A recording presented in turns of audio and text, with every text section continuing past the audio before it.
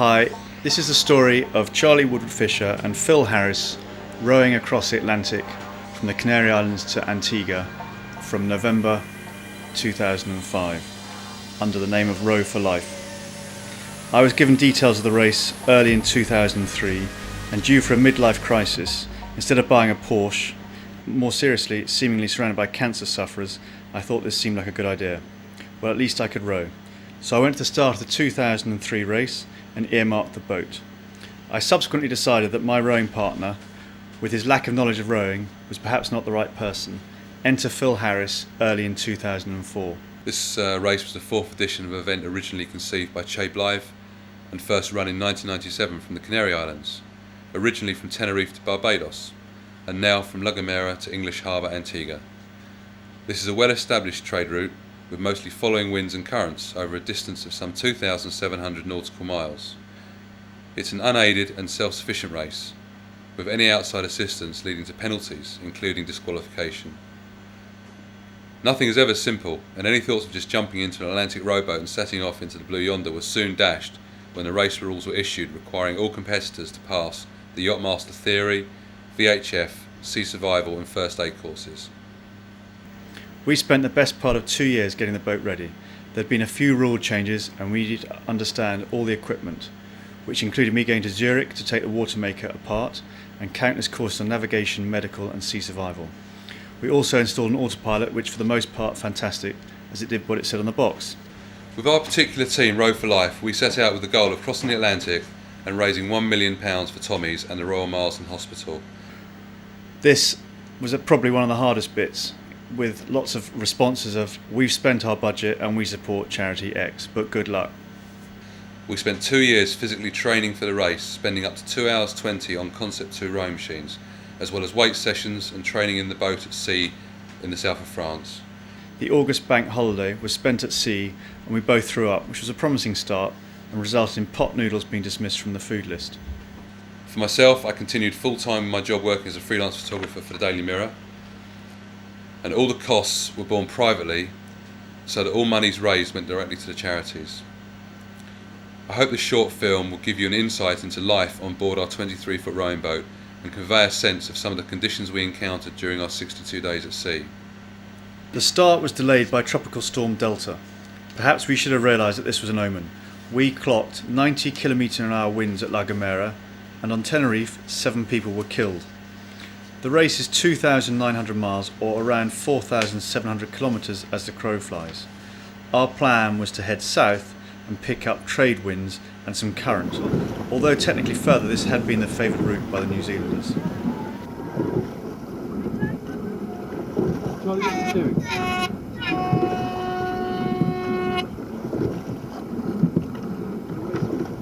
Yeah. Okay, take it easy.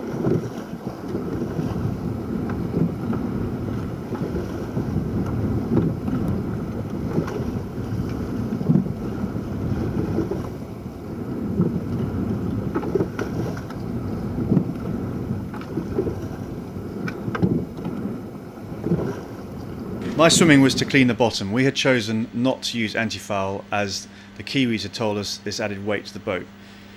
The weed growth was quite extraordinary and really did cause us problems, as the plan had been to go over every 3 to 5 days, but it was so often too rough and this really slowed us down from around 5 nautical miles in 2 hours to about 2.8.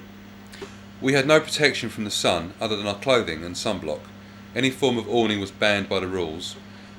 We ate freeze-dried food and high-energy snacks, as well as drinking litres of Lucozade Sport daily. During the whole trip, we saw around 6 ships, lots of dolphins, and numerous flying fish landing on board. They quite often gave you a fright of your life in the dark when they hit you, generally in the back of the head.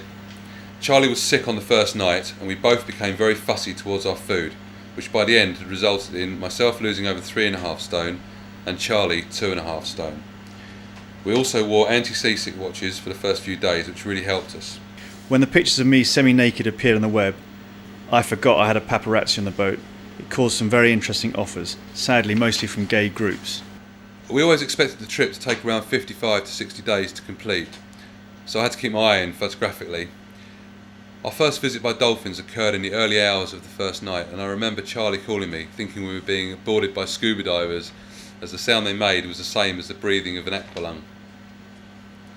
We're in the middle of nowhere. It's day 5 or 6. Hope you can see it. I've lost it. Anyway, there's a turtle. Where is it? There it is. Which, when you see nothing for 3 days, believe me, that's very exciting. Okay. When we were preparing for the trip, I offered Charlie the option of taking goggles and earmuffs. He laughed at me initially, but as you can see from the pictures, they were soon taken up. The goggles to stop the spray, and the earmuffs to prevent him hearing my snoring. I doubt you'll ever see Charlie looking like this again. It's not his style. The style, including our rowing style, really went out of the window on this trip, due to never being able to put both eels in the water at the same time. We could count the number of ships sighted on one hand during the trip, and apart from the odd dolphin, turtle or fisherman's marker buoy, we saw very little, including aircraft, until a couple of days out from the finish. We did, however, enjoy a sail past by the beautiful yacht Eleonora on day 7, although we had to turn down their offer of fresh melon, tempting as it was. On day 10 my twins were born, and this was about as tough as it got mentally for me. I don't think there are many wives who would let their husbands go off on a row across the Atlantic and miss the birth of their twins, and I'd like to thank her very much for giving me that opportunity. The calmest day we've had by far. It's absolutely dead still, and this is the Atlantic at its most peaceful. Absolutely not a sound, no birds, nothing. Absolutely amazing. Yesterday, my twins were born, Joshua and Samuel. They're doing great, and Nikki's doing great as well. And I hope that you'll see this in years to come. And this is why I wasn't at your birth. But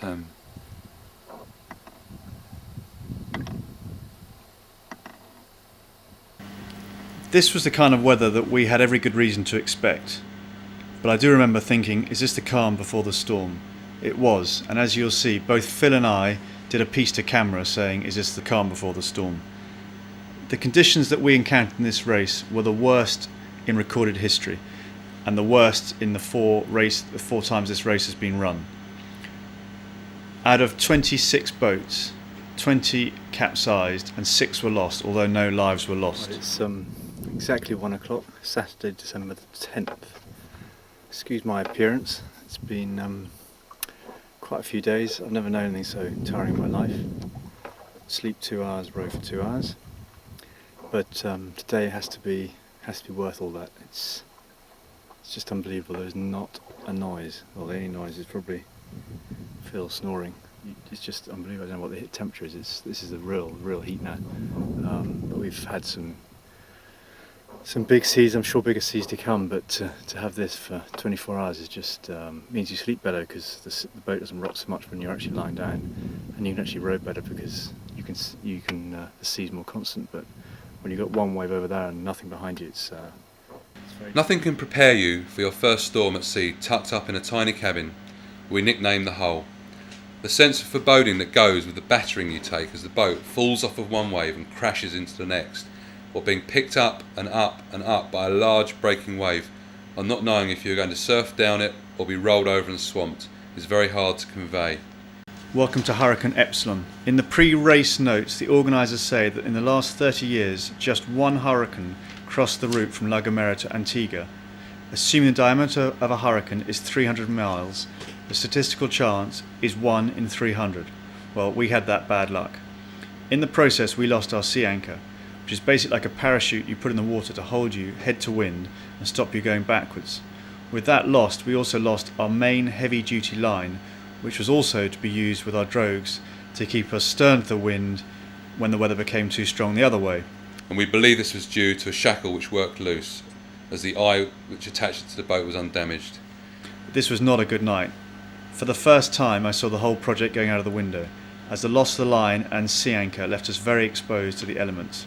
Phil even started packing. It was times like this that emails from friends really spurred us on and remind us what we were trying to achieve, a really important part of our daily routine. It showed us that it's the little things at sea which can lead to disaster. and not wiring up that shackle cost us many miles going backwards, probably an official finish, and it could have cost us so much more. We spent a few days going backwards. We had nothing to do. I had broken my iPod just as we set off.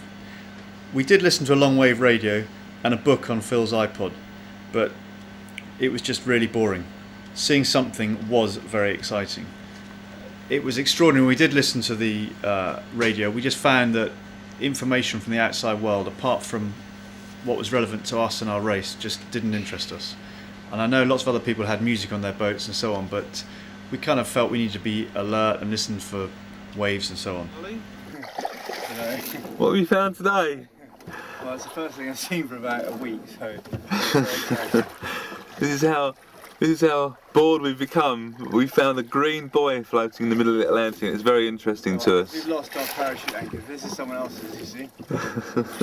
There it is, a green buoy floating in the middle of nowhere. Let's hope it doesn't go bang when we touch it. Okay, this was always going to be tough, both physically and mentally, especially the times at sea when we had special occasions, such as Christmas for Charlie, New Year for both of us, the birth of my twins, my daughter's 7th birthday, and my 42nd birthday. We had a few luxuries, although we did manage to bring along some Christmas bits, such as a cake, party poppers, streamers, which all added to the enjoyment of the time at sea at Christmas time. Some of the other luxuries we had were the ability to call home on our Iridium phone and a seawater shower once every 10 days or so. We rode for 2 hours on and 2 hours off over 2 months, going to sleep after each shift without being able to have any more than a wipe down with a damp towel, and using a bucket on the pitching deck whenever we needed the toilet. The conditions during the majority of the trip were relentless, with no let-up in either the motion of the boat or the noise of the wind whilst on shift. The whole trip, or at least what felt like it, was blighted by bad weather. As I've already said, this was the worst weather in recorded history. The final report was 1 hurricane, 2 tropical storms, countless depressions.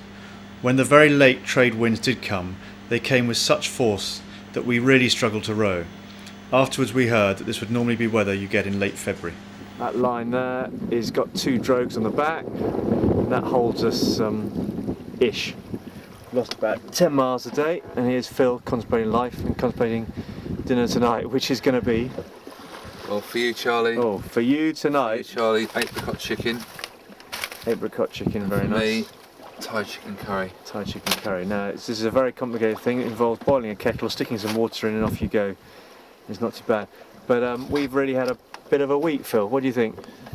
It's been tedious, Charlie. It's been tedious. I think we've gained about 100 miles or something. Yeah, it's better than losing 100 miles. Despite Tropical Storm Zeta and losing both our drogues, we did have a lot of laughs out there. Even when things got really tough, we generally managed to keep our humour. And I know Charlie used me as a gauge on the situation. If I stopped laughing, things were pretty dire. Phil's birthday. 42 today. Happy birthday. Now, unfortunately, it coincides with our east winds, which give us a sea that looks like this. Which is good news. How do you feel, Phil? Tired, Charlie. Okay. Now, The right answer. earlier today, I got a Christmas cake and wrote on it because we were going to celebrate a bit earlier, but the weather got up. So in here is a Christmas cake that did say Merry Christmas on it. We can just about see, and it says 42, but it looks like, unfortunately, the 42 has run. Anyway, one birthday cake. Charlie, you're a caring, sharing sort of guy. Hang on, there's more. To be sure, there's more. Hang I on. told you not to do anything elaborate. I told you. Don't push the boat out.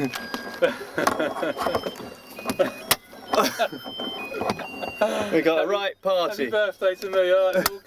Let's all go on road for life. And the candles going and the boat's going to go up in flames.